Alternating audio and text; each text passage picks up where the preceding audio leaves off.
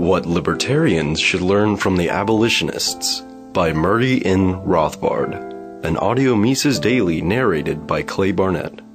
A selection from the Libertarian Review, August 1978.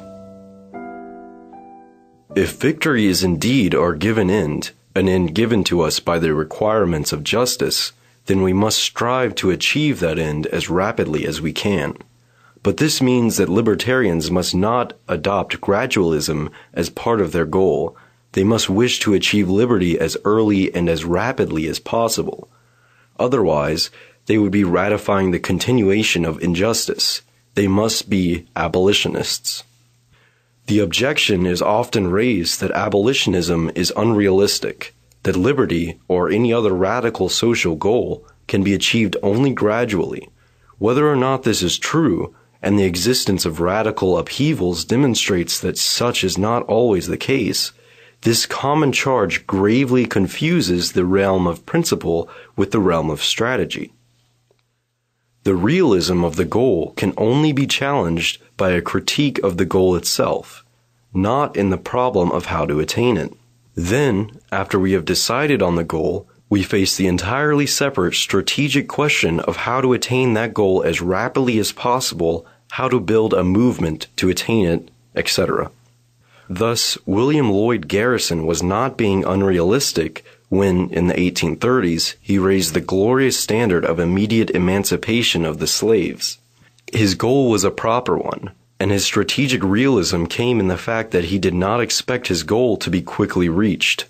Or, as Garrison himself distinguished, urge immediate abolition as earnestly as we may, it will, alas, be gradual abolition in the end.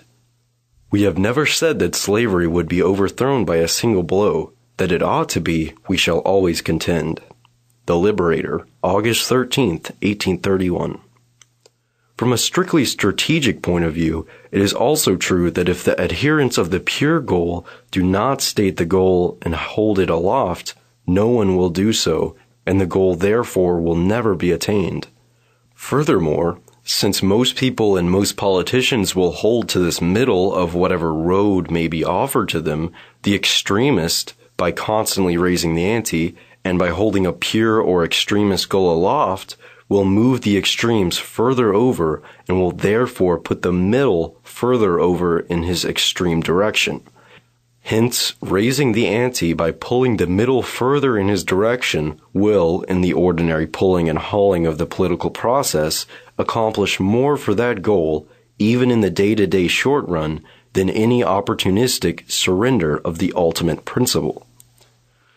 In her brilliant study of the strategy and tactics of the Garrison wing of the abolitionist movement, Eileen Kraditor writes, "It follows from the abolitionist concept of his role in society that the goal for which he agitated was not likely to be immediately realizable. Its realization must follow conversation of an enormous number of people, and the struggle must take place in the face of the hostility that inevitably met the agitator for an unpopular cause. The abolitionists knew as well as their later scholarly critics that immediate and unconditional emancipation could not occur for a long time. But unlike those critics, they were sure it would never come unless it were agitated for during the long period in which it was impracticable. To have dropped the demand for immediate emancipation because it was unrealizable at the time would have been to alter the nature of the change for which the abolitionists were agitating. That is, even those who would have gladly accepted gradual and conditional emancipation had to agitate for immediate and unconditional abolition of slavery because that demand was required by their goal of demonstrating to white Americans that Negroes were their brothers. Once the nation had been converted on that point, conditions and plans might have been made.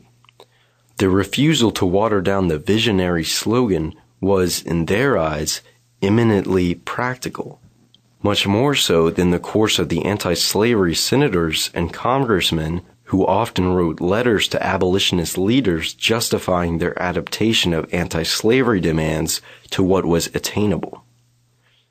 If the primary and overriding goal of the libertarian movement must be the victory of liberty as rapidly as possible, then the primary task of that movement must be to employ the most efficacious means to arrive at that goal.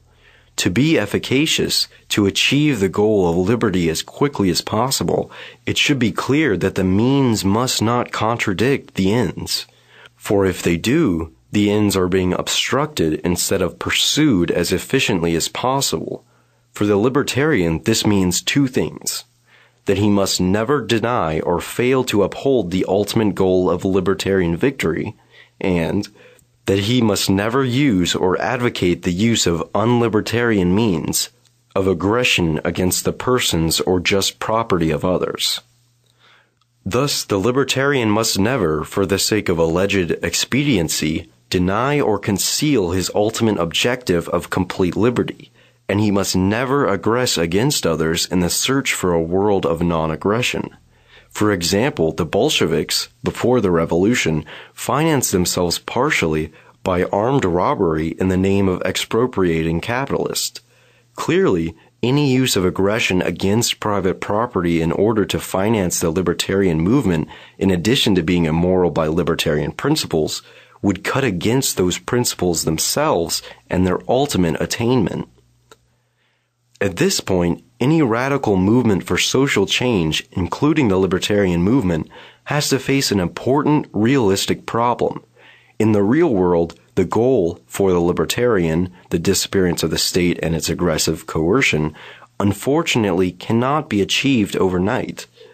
Since that is the case, what should be the position of the libertarian toward transition demands, i.e., toward demands that would move toward liberty without yet reaching the ultimate goal? Wouldn't such demands undercut the ultimate goal of liberty itself? In our view, the proper solution to this problem is a centrist or movement-building solution, namely that it is legitimate and proper to advocate transition demands as way stations along the road to victory, provided that the ultimate goal of victory is always kept in mind and held aloft.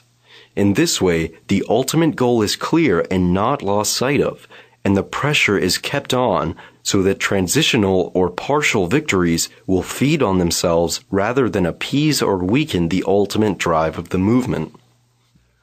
Thus, suppose that the libertarian movement adopts as a transitional demand an across-the-board 50% cut in taxation. This must be done in such a way as not to imply that a 51% cut would somehow be immoral or improper.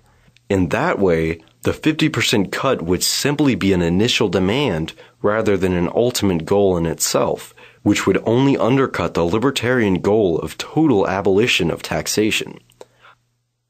Similarly, if libertarians should ever call for reducing or abolishing taxes in some particular area, that call must never be accompanied by advocating the increase of taxation in some other area.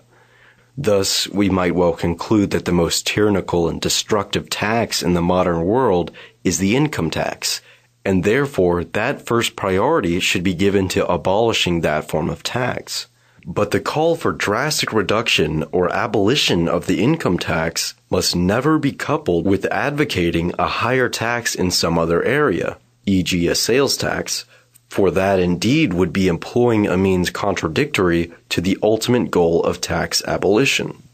Libertarians must, in short, hack away at the state wherever and whenever they can, rolling back or eliminating state activities in whatever area possible. As an example, during every recession, Keynesian liberals generally advocate an income tax cut to stimulate consumer demand. Conservatives, on the other hand, generally oppose such a tax cut as leading to higher government deficits. The libertarian, in contrast, should always and everywhere support a tax cut as a reduction in state robbery. Then, when the budget is discussed, the libertarian should also support a reduction in government expenditures to eliminate a deficit.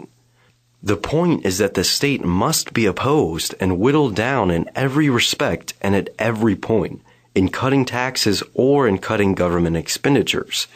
To advocate raising taxes or to oppose cutting them in order to balance the budget is to oppose and undercut the libertarian goal. But while the ultimate goal of total liberty must always be upheld and the state must be whittled down at every point, it is still proper, legitimate, and necessary for a libertarian movement to adopt priorities, to agitate against the state most particularly in those areas that are most important at any given time. Thus, while the libertarian opposes both income and sales taxes, it is both morally proper and strategically important to select, say, the income tax as the most destructive of the two and to agitate more against that particular tax. In short, the libertarian movement, like everyone else, faces a scarcity of its own time, energy, and funds, and it must allocate these scarce resources to their most important uses at any given time. Which particular issues should receive priority depends on the specific conditions of time and place.